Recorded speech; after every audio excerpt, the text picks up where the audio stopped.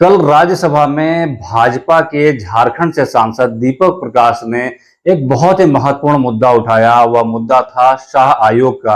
और शाह आयोग ने एक रिपोर्ट तैयार की थी जो आपातकाल से संबंधित थी। तो दीपक प्रकाश ने, चूंकि बार बार मुद्दा पूरे इलेक्शन में तानाशाह, लोकतंत्र की हत्या, आरक्षण, संविधान रक्षा, इन सब विषयों पे बहुत बहस चली। दोनों पक्ष की तरफ से, सत्ता और विपक्ष की तरफ से लगातार आरोप प्रत्यारोप के तीर चले। और बीच बीच में आपने देखा होगा कि संविधान की प्रतियां लेकर खासकर राहुल गांधी लगातार दिखाई दिए, संसद में भी दिखाई दिए। तो इसलिए बीजेपी की तरफ से भी यह जवाब दिया गया कि अब राहुल गांधी को, कांग्रेस को और विपक्ष को एक एक चीज का पाई पाई जवाब दिया जाएगा और उन्हें बताया जाएगा कि संविधान की रक्षा किसने, संविधान की हत्या किसने की, लोकतंत्र को किसने कुचला और कौन तानाशाह था। तो एक एक पाई पाई का हिसाब देने का अब बीजेपी ने भी मूड बना लिया है। जब भारत की 18वीं लोकसभा का इलेक्शन हुआ और सरकार गठन हुई, नरेंद्र मोदी की तीसरा टर्म की सरकार जब अस्तित्व में आई, तो जो जो समय चल रहा था वो उसी बीच में आपातकाल का दिन भी सामने आया। मतलब आपातकाल की वो डेट भी सामने आई, 25 जून 1975 को आपातकाल देश में लगा था। और इस आपातकाल के समय सरकार थी कांग्रेस की, इंदिरा गांधी प्रधानमंत्री थी और उन्होंने पूरी तरीके से आपातकाल लगाकर पूरे देश में मीडिया से लेके, नेताओं से लेके और सरकार विरोधी हर संगठन को उन्होंने बुरी तरीके से यातना दी थी, बुरी तरीके से प्रतिबंध लगाया था और उनका अस्तित्व समाप्त करने तक उनको यातना दी थी। तो ऐसे एक कठिन दौर से लोकतंत्र गुजरा था और लोकतंत्र का वह काला अध्याय है और जिस पर प्रकाश डालना तब बड़ा जरूरी हो जाता है जब वही पार्टी और उसी पार्टी के नेता लोकतंत्र के रक्षक, आरक्षण के रक्षक और संविधान की बात करते हो, संविधान रक्षा की बात करते हो।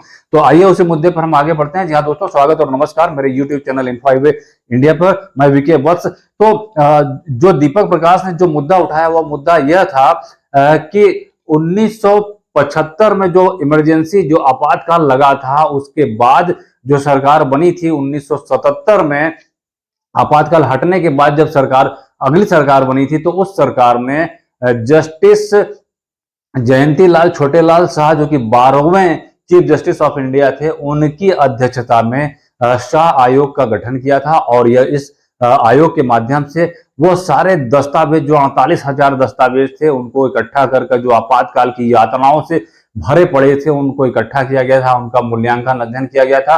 और 100 बैठकें हुई थी और 100 बैठकों के बाद 3 खंड में इसकी सारी जो डिटेल थी वह 6 अगस्त 1978 को संसद में, और मतलब सामने ये उसकी डिटेल सारी आई थी।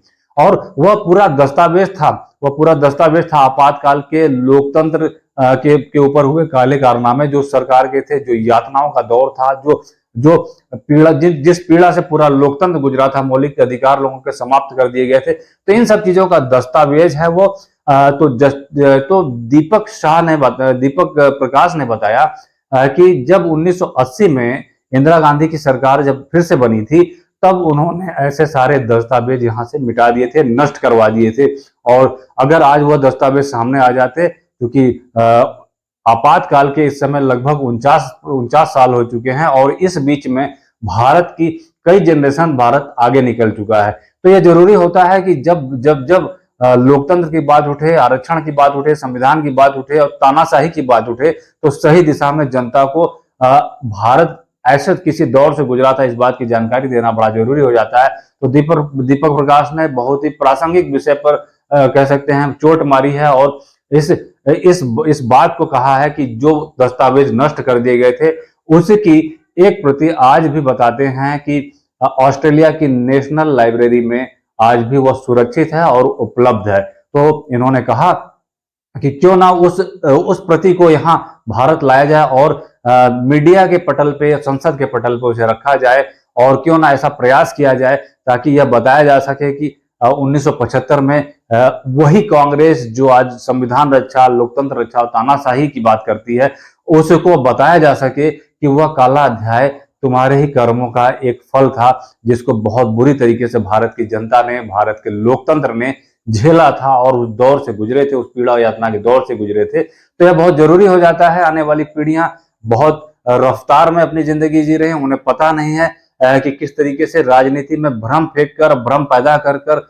एक फेक एजेंडा चलाकर किस तरीके से और अच्छी सरकार को पीछे कर दिया जाता है और एक ऐसी सरकार को आगे बढ़ाने की कोशिश की जाती है जिसका रिकॉर्ड घोटाले से भरा है, जिसका रिकॉर्ड भेदभाव से भरा है, जिसका रिकॉर्ड भारत विरोधी और हिंदू विरोधी गतिविधियों से भरा है।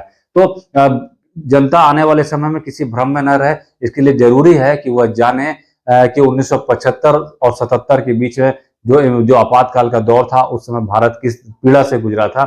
तो जगदीश धनखड़ उपराष्ट्रपति उस समय सभा की अध्यक्षता कर रहे थे। उन्होंने इशारा किया कि भारत सरकार को इस दिशा में काम करना चाहिए और सुनिश्चित करना चाहिए कि वह रिपोर्ट वहां से भारत आए और भारत आने के साथ साथ उसको पटल पर रखा जाए। इससे क्या होगा कि जो बार बार इलेक्शन के पहले और इलेक्शन के बाद भी जो आरोप चल रहे हैं वह अपने सही अंजाम पे पहुंचेंगे और जनता के सामने भी इस बात का खुलासा होगा कि किस तरीके से लोकतंत्र में भारत की जनता को मूर्ख बनाया गया, संविधान तानाशाह और आरक्षण और लोकतंत्र की हत्या, लोकतंत्र खतरे में बताकर किस तरीके से मूर्ख बनाया गया। तो जब यह दस्तावेज यहाँ आएगा और जब ये दस्तावेज यहाँ आएगा तो निश्चित रूप से कांग्रेस मुंह दिखाने लायक नहीं होगी और कांग्रेस का सारा काला चिट्ठा उस समय का सामने आ जाएगा।